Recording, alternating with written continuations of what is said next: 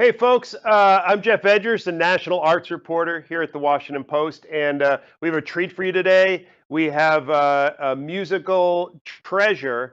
I think you know him as Kenny Loggins. I found this graffiti over my shoulder. I don't know. I first saw it in a subway station about 1968, and but Kenny is here because he's written this book, and I read a lot of books, and I read a lot of books, a lot of memoirs, and this is a wonderfully written book, but it also is very honest and very entertaining. So I'm so glad we get a chance to talk to Grammy-winning musician, thinker, songwriter Kenny Loggins. Kenny, how you doing? I'm doing good. How are you? I'm good. Have you seen that? Have you seen that story? I'm sorry, it's over this shoulder. You know All about right. the Kenny is God thing? That usually says Clapton, but I'll accept this one today. Fair enough. So your memoir, which I really enjoyed, I want to ask you. It's very honest. It has lots of detail about many things. Was there part of you that was eager to do this for years, and part of you that was thinking, "Boy, the last thing I want to do is tell this story"? Yeah, well, a little of both. You're right, because you do. Mostly, I was afraid of not remembering anything, and so it was challenging to want to commit to writing a memoirs. But once I got into it, and working with Jason made it easier. We just interviewed. He interviewed me for about a month or so, until we had what we thought was a good timeline and good stories that we had to figure out the order of events for a while, and then he would submit a rough draft of a chapter, and then I would rewrite it and put it all in my voice and use his thing as a memory jogger to get into the stories. Yeah, it really. I think about the Keith Richards memoir, which he also worked with a partner, but it's so distinctive, his voice in that book, and I feel the same way about yours, Well, having thank seen you. interviews with you. Is this just a small thing? So, for example, you have a line like this: "I once read that Stephen King had to write some crazy amount of words each day, or he'll get depressed. My first thought was, I don't want to be around Stephen King when he's depressed." So, you must have said that, right? Yeah, yeah. No, I It's I heard great. an interview of him, and he said he's got to write every day or he gets depressed. It was like, okay, you don't want to see that. So, and I want to remind folks, tweet questions at Post Live. I'm on my own here in this room with this board, but I have a phone, and I'll try to get to them if I can. And if they're good, I'll ask them of Kenny. Kenny, I'm going to go a little bit chronologically here, but we think about this record right here, right? You and Jim Messina. This is really your first uh, known recording. I know there were others that were made, and a song like Danny's Song, which is very, very well known off that record. And I'd love for you to tell the story of how that song came about. I know the answer to this, but who's Danny, and why write Right. this song? Danny is my brother. He's 4 years older than me, and so for me, being a little guy, when I was a little kid, uh, he was God. It should have said Danny is God, and he was really my musical mentor. He loved rock and roll from the very beginning. So I was born in 48, and by 52, he started my musical education. And in the mid 50s, we were singing together, he and I, and then he would always turn me on to whatever he loved. I had a question the other day about Elvis, and for me, the original recording of Hound Dog was my holy grail. I would come home early from school, be the only one in the house, and I'd sneak into his room and sneak out his records. He had big books of 45s, and so I pulled Hound Dog out of his collection and would play it over and over again. Him and Brenda Lee were major influences on me at that time. I mean, you've also got that wonderful Eddie Arnold song that you cover on your first record, and I guess what I'm struck by reading this book is I can't believe you're like a Zelig, or you're at every spot in human history. I mean, that song itself, you said James Taylor was going to play guitar on it, and you were too persnickety, and you ended up wasting all the time you had, and he didn't end up playing on it, right? Right, right. Well, I had been performing it myself for at least a year. And so I had that, and here I am, I'm 26 years old. I had that version in my head, but I wanted it done better. I wanted it with his style and stuff. But I overcoached him. And James, like so many brilliant musicians, has his own way of doing things. And what I should have done was just shut up and let him interpret it his way and see where that took me vocally. But, I was still brand new at it. I'd never made a solo record before. And I was so honored that he wanted to come in and do that. And then I just sort of overproduced him. But the best part is we're about 3 hours into the session. We've only got bits and pieces of the song, and he gets a phone call. So James goes into the control room and takes his phone call. Phil and I are in the control room too, so we're pretending to not listen. And he picks up the phone and says, "Yeah, well, I'm recording with Kenny right now." And, "Well, okay, now? Okay, well, milk. Okay, diapers, eggs. Okay, honey, well, I'm going to be another hour. Oh, you want that right now? Okay, fellas, I got to go." And he says, "Guys, I got to go. I'm done." It's like, okay. And Phil Ramone, my producer's scrambling to try and see if we have enough parts of the song recorded to piece it together. And we didn't. So that was the one that got away from me. This other, it's so great. I would have liked you to grab the phone and see if she was really on there asking, right? Yeah, I know. I had the same thought. Like maybe she wasn't even on the call. He probably texted her and said, "Honey, call me in 10 minutes. I got to get the hell out of here." So Loggins and Messina. So what's interesting is you guys were, whoa, my record's falling out. I don't want to scratch that thing. Here you guys are again. Loggins and Messina, you guys start out as him producing you, and you are the artist, and then you become a partnership. It's interesting to me because you're basically the same age, but it sounds like he was like Mr. Bossy Pants. And for a while, you were okay with that, and then that shifted. I know you're friends. You're playing. Isn't he playing with you at some point in the upcoming? Right. I sent him the chapters before the book came out, and I said, "If you need to talk about anything, let me know, because we will be working together again." But he was cool. He was cool with it. He didn't. He said, he said it's time that we told the truth, which I thought was a brave, thing for him to say at this point, because we all have different versions of the truth. And my version is as a 22-year-old looking for my own identity and trying to find it within a duo, which is really tricky. It's why those young acts break up, because we start off thinking one thing when we're 21 and 22, and by the time we're 28, we have a whole nother way of thinking. So, but I pretty much reported my relationship with Jimmy through the eyes of myself as a 22-year-old.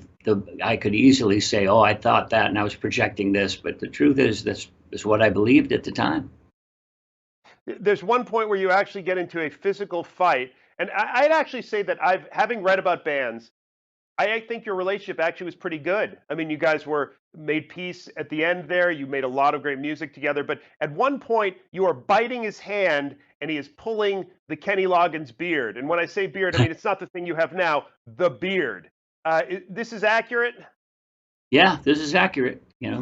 We actually were reminded of this by my road manager. We interviewed a bunch of people, one of which was our first road manager, and another was Merle Brigani, the drummer for Loggins and Messina.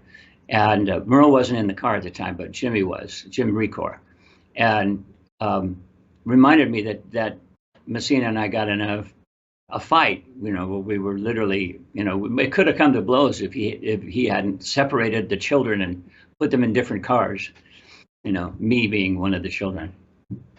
It's really interesting as I read the book, and you reference doing it with Jim, but also I know you write really honestly about your relationships and your marriages, and you shared with both of your ex-wives this book, right? And Right. I'm wondering, was there anything they softened? Were they pleasantly surprised at how they came off? What happened when you did that?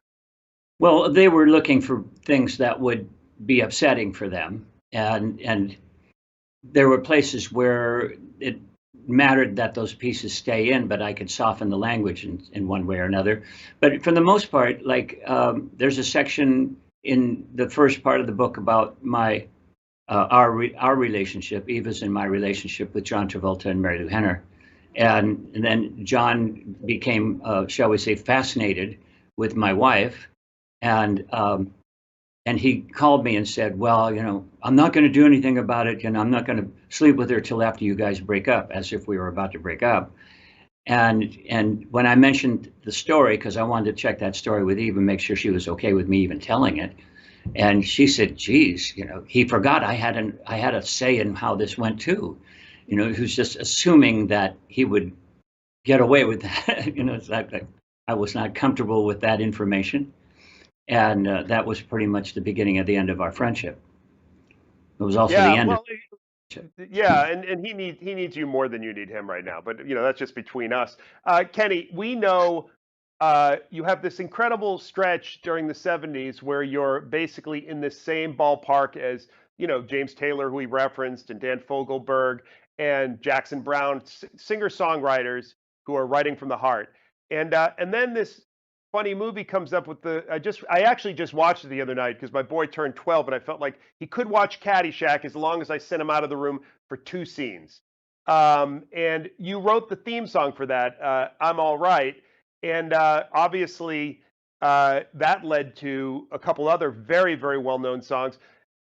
One of them that I'm fascinated by is this Danger Zone, which is the one from obviously from am I forgetting the name of the most popular movie? Top Gun. Yeah. But you weren't set to sing that song. Am I right about this? That's right. No, I was in the studio. I wrote a different song for Top Gun, which is a song called Playing with the Boys for the volleyball scene. Was when I was at the screening of the movie before it came out. There were, you know, at least 20 other acts that were considered to write something or perform something for the movie. And so I figured we should write for the volleyball scene because I didn't think anybody else would. And so we wrote Playing with the Boys. I was in recording that. I got a call from Giorgio in his office, and they said, you know, we need a singer by Wednesday, and because whoever was going to sing it has dropped out. And I suspect, you know, I've talked to a number of acts who said they were in line for that. Toto, REO Speedwagon, Kevin Cronin. Kevin said, I couldn't hit the high notes, so I passed.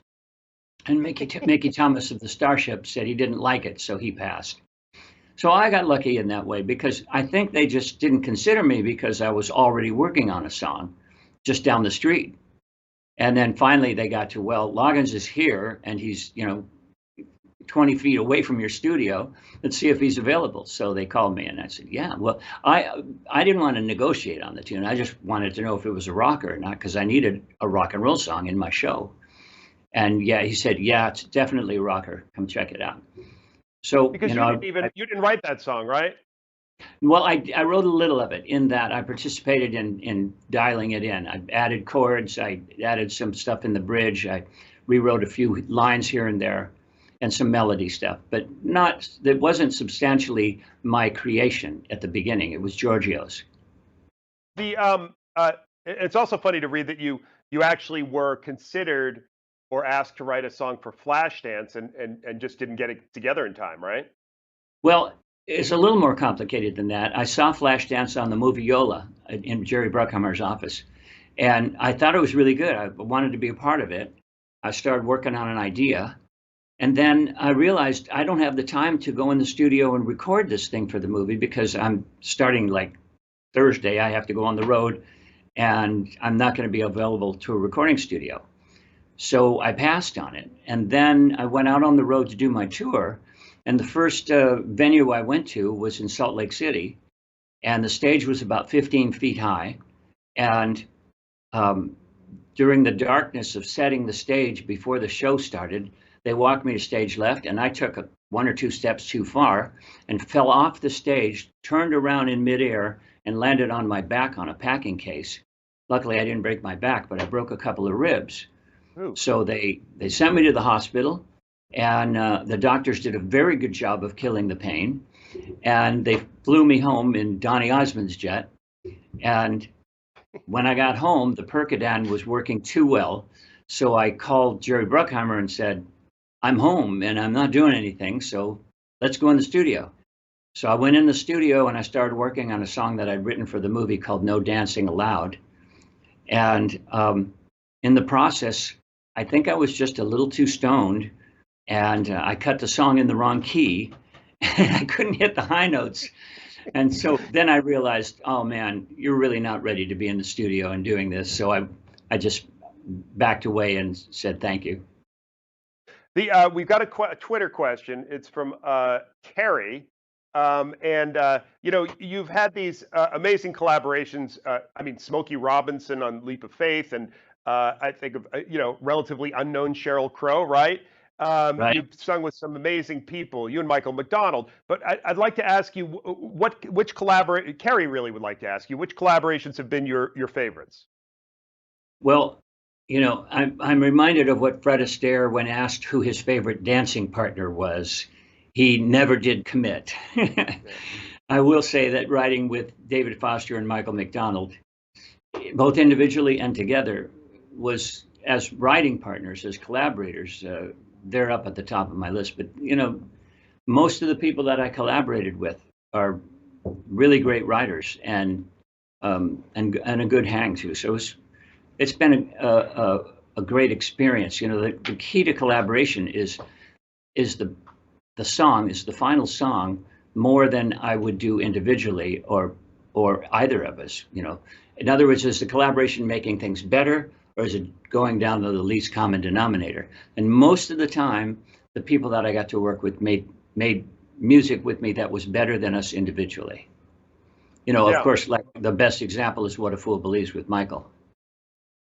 Which I really hope people will go back and listen to. I mean, his version of your song is more famous and, won lots of Grammys. But I like your version. You kind of slag on it in your book, but I think it's an excellent version too. Does he sing on on your version?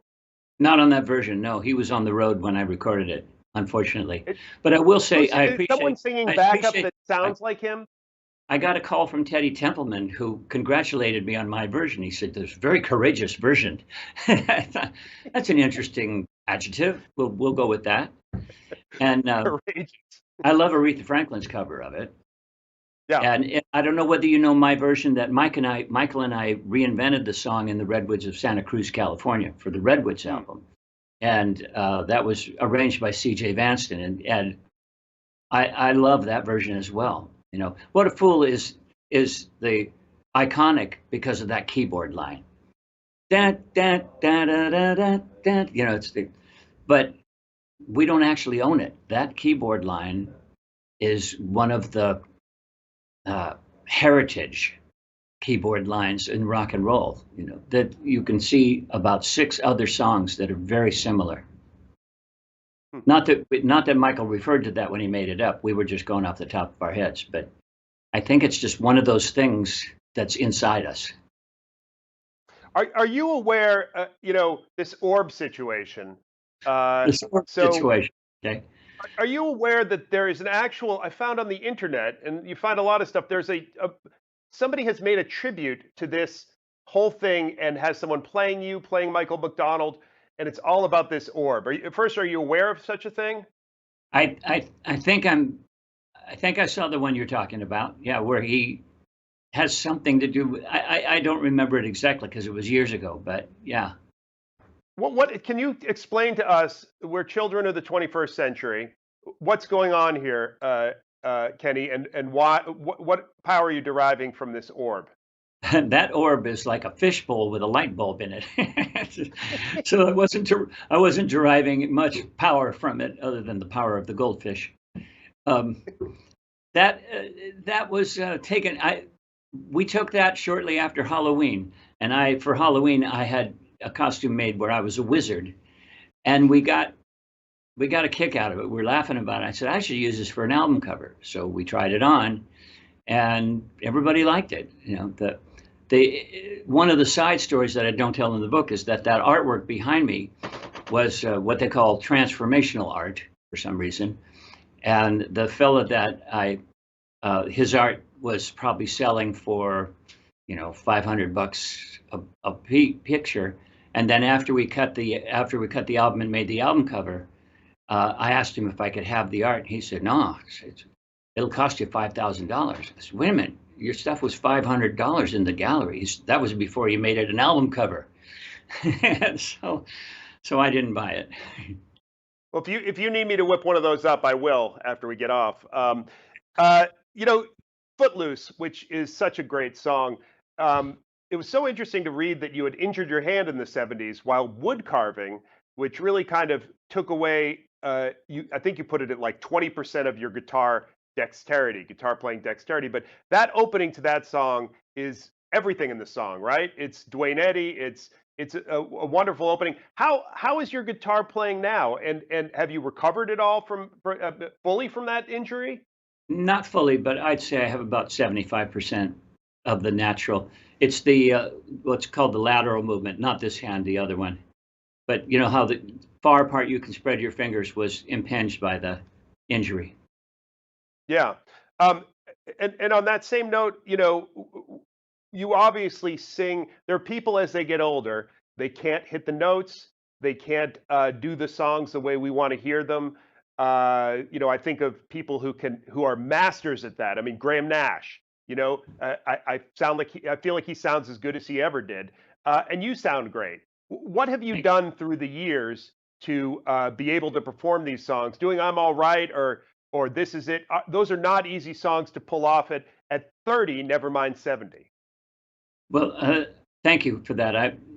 I started losing my voice uh, probably mostly in 2020 because there just wasn't a lot of work. Nobody was going out. I wasn't using it very much, and it started to atrophy.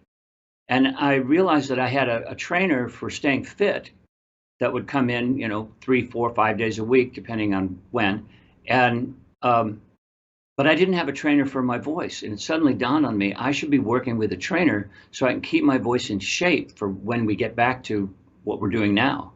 And so I hired a fellow out of LA that I heard good things about named Ken Stacy, and we worked 5 days, 6 days a week to get my voice back. And within 6 months, I had the beginnings of the bel canto method, where I was utilizing that. And I had a show the other day that was a morning show, so I had no time to warm up. So I had to rely entirely on the method that I'd learned, and it got me through it. The highest notes were still doable for me. That's great. I want to go back to your relationships because there are two things I'm fascinated by. One is Darla. Poor Darla. Did you let her read her section? I'm beginning to hate you now. Thank you. Uh, no, no, I didn't, but I had written about her mostly similar stuff in a book 10 years before this. I'm not sure exactly how long, but it's got to be more like 20 years ago that I wrote with my second wife. And so she was already a part of the zeitgeist, if you will. I mean, Darla, your immaturity as a man is as notable at that point as her being the guest who will not leave Right. because she's just with you forever. You finally have a wonderful relationship with your first wife, Eva, and you go home and realize, oh my gosh, Darla is still living here. I never told her to leave, right? Yeah, gone to live on Jimmy's ranch and in Ojai for a while while we made Mother Lode. And I just forgot what was going on in my home in Santa Barbara. So when I got home, I was like, "Oh, we should have called this quits a long time ago." And she agreed. However, she was of two minds, as I'm sure you're aware of. I am. I want people to read that episode on their own without giving too much away. The other thing is, your second wife, Julia. You decide to have this unconventional, unorthodox, whatever wedding, and you're going to have it in the nude. And your older brother Bob, at that point, decides, I will not be attending such wedding. And I'll be honest, Kenny, the body is a beautiful thing, but I probably would not have gone to that wedding as well. Was it actually carried out in the nude, and do you wish you had not stipulated that? Well, first off, I would not have invited you to the wedding, so you're safe there. Um, Not that you're not good looking for some people. Um, that that you have to get the context of where we were coming from at that time. That she was my therapist for 6 years, and so our relationship was built on the level of honesty and intimacy that therapy requires. And the metaphor of getting married in the nude was what we were fixated on, the idea of starting completely over. That's why I referred to that two virgins period of John and Yoko. We were in a similar headspace, that we just wanted to be able to create our own lives from the ground up and not be too influenced, or at least consciously influenced, by the relationships of our parents or the world in general that preceded us. We wanted to create our own world. And so the metaphor was important. We had invited the entire guest list, which was only 12 people, to also do the same, but it rained that day, so none of us did it. But we actually did we were hiked up about an hour and a half up into the mountains of Big Sur to hot springs. And so we were all in the hot springs together during that time. But then we got out and did the whole ceremony thing. There's another question here from Aaron Corral, is asking if you could share your thoughts on new musicians you admire for their musicianship and songwriting ability. Is there anybody that comes to mind? Well, there's a couple that come to mind, but in particular, Ed Sheeran never ceases to amaze me. You know, when his stuff comes on the radio, it just jumps out. It's like he knows a hook better than most, and is willing to go there. But there are all the time young writers that emerge. Charlie Puth is still very aware. I can hear his style is bridging the generations. You know, he incorporates some of that 80s thing into what he's doing, and he's brilliant. You know, we were just playing I'm blanking on his name. Tom Misch. Do you know Tom Misch's work? More of a jazz guy. I'll look into it. An English jazzer, very influenced by American R&B, and I love what he's doing. In a way, it's kind of, I was thinking today, I've been doing a lot of yacht rock interviews, and it is sort of a modernization of the marriage of pop and jazz, which is what we were doing. We didn't think that we were creating a new genre of rock and roll back then. It was just where we were going, where our tastes were moving. You know, Michael was very much influenced by his early days, Ray Charles and stuff like that. And I don't know, I'm sure Motown and especially Marvin Gaye and people like that were influencing me. I know Stevie Wonder had a big influence on everybody at the time. So we were just taking that and extending it into our styles. Right, absolutely. So tell me, you're am I right? You're playing some upcoming gigs, and Jim will be, I'm going to do it, sitting in, right? Oh yeah, good for you. Very Yeah. courageous. Jimmy and I are going to revisit Loggins and Messina at the Hollywood Bowl for their 50th, our 50th anniversary of playing the Hollywood Bowl, and the Hollywood Bowl's 100th anniversary. And I'm looking forward to it. I think it's an opportunity to move into gratitude for what happened, and just be present for the audience that still wants to reminisce on that period of time. Absolutely. Well, look, Kenny, what a pleasure. I'm going to keep this thing up behind me, even if you wouldn't invite me to your wedding. And I just want to tell you, it's really an honor to finally meet you, and to get a chance to pick your brain. I wish you great success with the book and with these concerts, folks. If you want to see upcoming programs that are coming up at Washington Post Live, go to WashingtonPostLive.com. I'm Geoff Edgers. Thanks for being here, and we'll see you next time.